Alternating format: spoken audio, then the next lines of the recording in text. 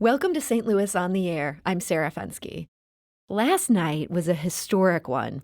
For the first time, the city of Ferguson elected a black mayor. Ella Jones is actually a first 2 times over. She is also the North St. Louis County Municipality's first female mayor, and she joins us today. So, Mayor-elect Jones, welcome to the show.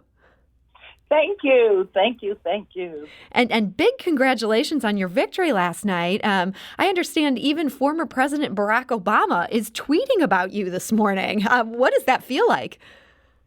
It's amazing. It's truly, truly amazing. It's a very, very good feeling. And I'm just excited about President Obama tweeting about the victory on last night. And we want to read for our listeners what he said. He said, "A reminder of the difference politics and voting can make in changing who has the power to make a real change in a community like Ferguson with a history of blatant discriminatory law enforcement practices." Do you think your election represents a sea change in Ferguson? It does. It really does. The people believe that they are going to be included into their own government, and that they will have an opportunity to share their thoughts, because people have been feeling dejected because they believed the council would not hear them, listen to them. So now they know that they have a mayor that will listen to them, because I shared with everyone I will have office hours, and they can come in and interact with me during an appointment time, because I believe when people have an opportunity to share their thoughts, then you can combat a lot of anger. So you're going to keep that door open to pretty much anybody who wants to come through it? Anyone who wants to come, the door will be open.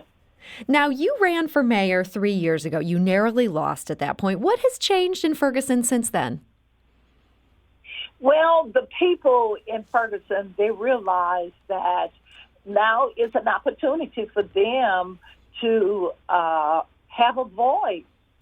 And Ferguson is basically 70% African American, and they're ready to be a part of the leadership, and they want their voices heard. So as former President Obama says, this shows the difference that politics and voting can make. At the same time, we're seeing a lot of protests. We're also seeing separately a lot of vandalism by people who are completely frustrated with the political process and don't seem to think that that's the solution. They feel like they have to take matters into their own hands.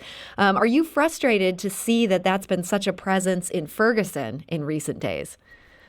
Yes, because people had an opportunity, to be peaceful protesters.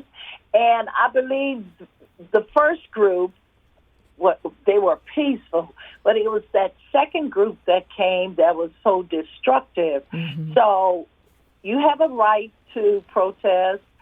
However, you don't have the right to destroy someone else's property. So, and if you're that upset, when I was out canvassing for my election, people were saying, "Oh, my vote doesn't matter." I say, "Yes, it does." Because when you add your vote to someone else's vote, then you will be able to see a difference. And change only come when people work together. So speaking of that destruction of property that you mentioned, we have seen a few businesses in Ferguson suggesting that they might be done. They just can't deal with the city being such a flashpoint and them being targeted when they say what they're trying to do is serve the community. Is that a big concern for you as mayor-elect? It is a huge concern. I have been on the phone talking to a lot of partners and asking them to sit down, let's talk. Let's see how we can save some of these businesses that was vandalized. And we have a couple of businesses thinking about moving. So before they make that final decision, I hope they give me an opportunity as their mayor to work with them to continue to keep their business open. Because if their business closed, it does not do anything for the city. They are putting people out of work, and they're just losing all the support that I know that I'm willing to give to them to stay open. So you'd like to see these businesses stay? Yes. There's been also all this talk about people coming in from out of town. And while I don't think there's necessarily people coming from other states to Missouri, one of the young men who was seen being most destructive in Ferguson, people seem to believe that he was coming in from Jefferson County. What would you say to people from outside Ferguson who want to come in and make this a base for protests? Well, this should not be a base for protest, simply because you cannot continue to come to Ferguson and protest and be violent. That is not going to work. As I said before, we don't have any problems with peaceful protesters. It's the ones who are destructive. Somewhere along the line, we are going to have to sit down with the stakeholders and the DOJ, the monitor, and the leadership of Ferguson, and come up with a better strategy. How are we going to get this message out that Ferguson is just not an easy target? On our Facebook, on the St. Louis on the Air Facebook page, Betsy asks, many, especially young people, think there needs to be a complete dismantling of the current policing and criminal justice system. How can there be significant improvements without bulldozing the dilapidated house we're living in first? Any thoughts about that as it applies to Ferguson? Well, any house that you have, if you don't take care of it, it's going to deteriorate. Mm-hmm. But at this point, Ferguson Police Department, it's in what a person might say rehab. Mm. And we are consistently working with our police department to make it constitutional and community policing. So now is not the time to take a bulldozer to any police department. However, you have to have people who are willing to roll up their sleeve and turn their police department around. And you feel like that's in the process of happening right there in Ferguson? Yes, we are turning a corner here in Ferguson. And we have a very good police chief, Chief Armstrong. He interacts with the youth.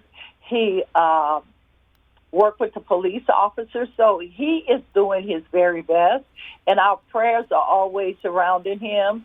So he's working diligently to have a great police department. Now, on the subject of your personal life, I was interested to see that you had retired as a Mary Kay sales director. I'm wondering, how does selling cosmetics and the work you did there, how did that end up being good preparation for what you now have to do in running this city? Well, I pastored 22 years in the African Methodist Episcopal Church, sales director with Mary Kay for over 30 years, and the skills, people skills. People are just people, and learning the different personality styles, learning how to lead a group of volunteers to make a difference in their lives. That makes a big difference. People do not care about how much you know until you show them how much you care. So, and I learned that from Mary Kay, that every one of us walk around with an invisible sign around our neck say, I am important to you. So when we feel like the people we come in contact with, we sit and we talk to them, they are important. Nobody wants to be dismissed. Nobody wants to be talked down to or talked at. So I think it helped me to grow as a person. So what do you see as your biggest challenge now that you have this big job ahead of you? My biggest challenge right now today is the businesses, the business owners, talking with them, getting different partners to come in and be supported of the businesses that were destroyed, finding government grants, and see how we're going to stabilize our businesses. Number one priority. Well, we wish you the best of luck in that quest and as you take over as mayor. Thank you. Thank you. looking forward to working with the people and coming together so Ferguson can always and continue to be a good place to work and to live. And that is Ferguson's new mayor-elect, Ella Jones, and we thank her so much for joining us today. This is St. Louis on the Air on St. Louis Public Radio, 90.7 KWMU.